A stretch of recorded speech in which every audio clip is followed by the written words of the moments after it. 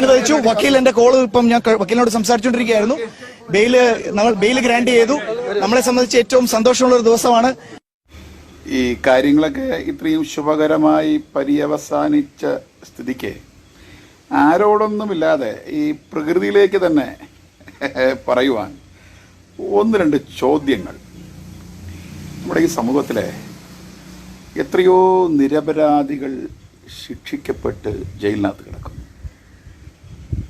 അവർക്ക് വേണ്ടി ഒരു ശബ്ദം, ഒരു വാക്ക്, ഒരാൾ സഹായം, നിയമസഹായം ലഭിക്കാതെ എത്രയോ പേർ ഈ ഇന്ത്യക്കകത്ത്, കേരളത്തിൽ ജയിലറക്കകത്ത് കിടക്കുന്നു.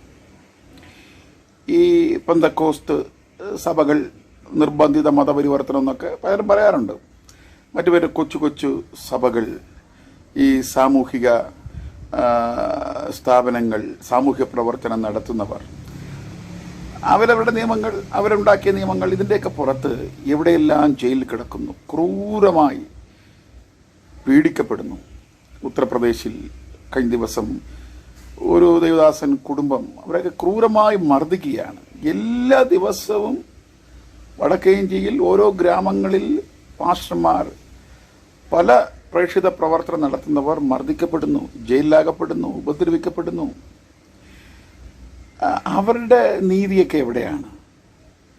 അപ്പോൾ ഈ കരയുന്ന പിള്ളയ്ക്ക് പാലുള്ളൂ എന്നല്ല, ആളും പേരും പിന്നെ ഒക്കെ നോക്കിയൊക്കെ നിയമങ്ങളും രാഷ്ട്രീയക്കാരും മാധ്യമങ്ങളും ഇവിടുത്തെ ഏത് മതമായിരുന്നാലും ഏത് സഭയായിരുന്നാലും ഇതൊക്കെ ഉള്ളൂ. മനുഷ്യനും മനുഷ്യത്വത്തിനും ഒന്നിനും ഒരു വിലയില്ല. മനസ്സിലായില്ലേ? കന്യാസ്ത്രീമാർ സ്വതന്ത്രരാകപ്പെട്ടു, സന്തോഷം. പക്ഷേ ഇങ്ങനെയൊക്കെ ആളും പേരും രാഷ്ട്രീയം ഒന്നുമില്ലാത്ത എവരുടെയൊക്കെ നീതി എവിടെ എന്ന ഒന്നാമത്തെ ചോദ്യം ഞാൻ പ്രകൃതിയിലേക്ക് തള്ളുന്നു. ആരുടെക്കലും ഞാൻ പറയുന്നില്ല, ആരോടും ചോദിക്കുന്നില്ല, ഒരു നേതാക്കന്മാരോട് ചോദിക്കുന്നു, പ്രകൃതിയിലേക്ക് അങ്ങ് വിടുകയാണ് ആ ചോദ്യം. പിന്നെ രണ്ടാമത്, ബൈബിളിൽ ഒരുപാട് ഭക്തന്മാർ പീഡനത്തിലൂടെ കടന്നു പോയിട്ടുണ്ട്.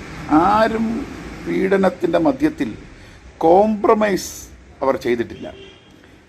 ഇന്ത്യക്ക് പുറത്തൊക്കെ കൊച്ചു കുഞ്ഞുങ്ങൾ വരെ പല രാഷ്ട്രങ്ങളിൽ യേശു ആണോ നിനക്ക് വലുത്, അതോ യേശുവിനെ നീ തള്ളിപ്പറയുന്നു എന്ന് പറഞ്ഞപ്പോൾ യേശു മാത്രം മതി എന്നൊക്കെ പറഞ്ഞ് മരണത്തിൽ വിധേയമാകപ്പെട്ട ഒരുപാട് പേർ ഈ സമകാലിക സമയത്ത് ഉണ്ടായിട്ടുണ്ട്. ആ സംഭവങ്ങളൊക്കെ അന്നും ഇന്നും ജയിലറയ്ക്കകത്തും ഈർച്ചവാളിലൂടെയൊക്കെ കടന്നു പോയവർ, അവരാരും ഒന്നും കോംപ്രമൈസ് ആയിട്ടില്ല.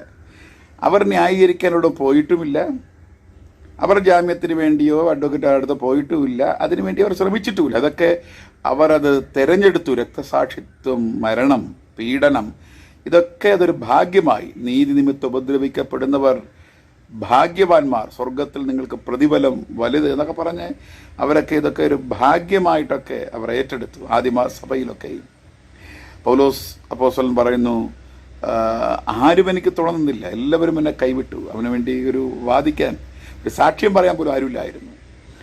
പിന്നെ നമുക്കറിയാം യേശുവിൻ്റെ അവസ്ഥയിൽ നിന്ന് നമുക്കറിയാം, പലയിടങ്ങളിലും പല ചോദ്യങ്ങളുടെ മധ്യത്തിൽ വിചാരണയിൽ യേശു മൗനമായി നിന്ന സമയങ്ങളൊക്കെ. പച്ചമരത്തോട് ഇത് ചെയ്താൽ ഉണങ്ങി നിങ്ങളുടെ അധികം. പക്ഷേ ഇവിടെയൊക്കെ രാഷ്ട്രീയ സ്വാധീനമോ മറ്റുള്ളവരുടെ അടുക്കൽ പോയി അതിനെ ലഘൂകരിക്കാൻ ശ്രമിക്കുകയോ ഒന്നും ചെയ്തില്ല.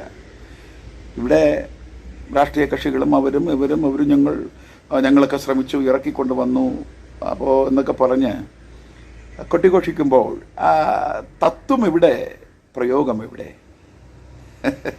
തത്വം എവിടെ, പ്രയോഗം എവിടെ എന്നൊരു ചോദ്യം കൂടെ ഞാൻ ഈ പ്രകൃതിയിലേക്ക് അങ്ങ് വിടുകയാണ്.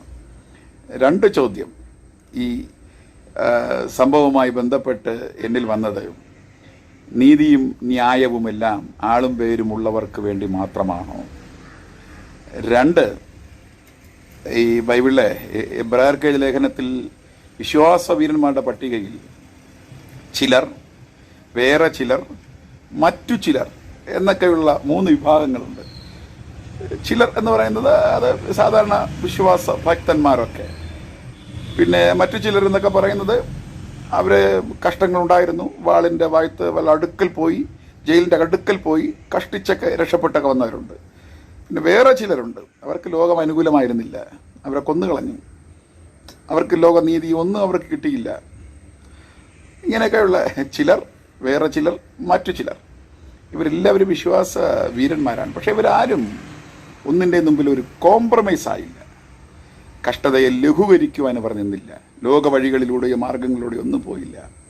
അപ്പോൾ ഈ രണ്ട് ചോദ്യങ്ങൾ ഒരു നീതി വ്യവസ്ഥയുടെ മുമ്പിലോ ഒരു രാഷ്ട്രീയക്കാരുടെ സഭയുടെ മുമ്പിലോ അല്ല, എൻ്റെ ഉള്ളിൽ പൊങ്ങി രണ്ട് ചോദ്യം ഞാൻ പ്രകൃതി അന്തരീക്ഷത്തിലേക്ക് അങ്ങ് വിടുകയാണ്. ഒന്ന്, ആളും തരവും ഭൂരിപക്ഷവും നോക്കിയാണോ ഇവിടുത്തെ നിയമങ്ങളും നിയമാധികാരികളും രാഷ്ട്രീയക്കാരൊക്കെയും നിലപാടെടുക്കുന്നതും കൂടെ നിൽക്കുന്നതും? രണ്ട്, നിങ്ങൾ പഠിച്ച പരിശീലിച്ച ക്രിസ്തുവിൻ്റെ മാർഗത്തിൽ ആത്മീക തത്വം എവിടെ? ഇന്നത്തെ ക്രൈസ്തവ പ്രയോഗം എവിടെ? രണ്ട് ചോദ്യം.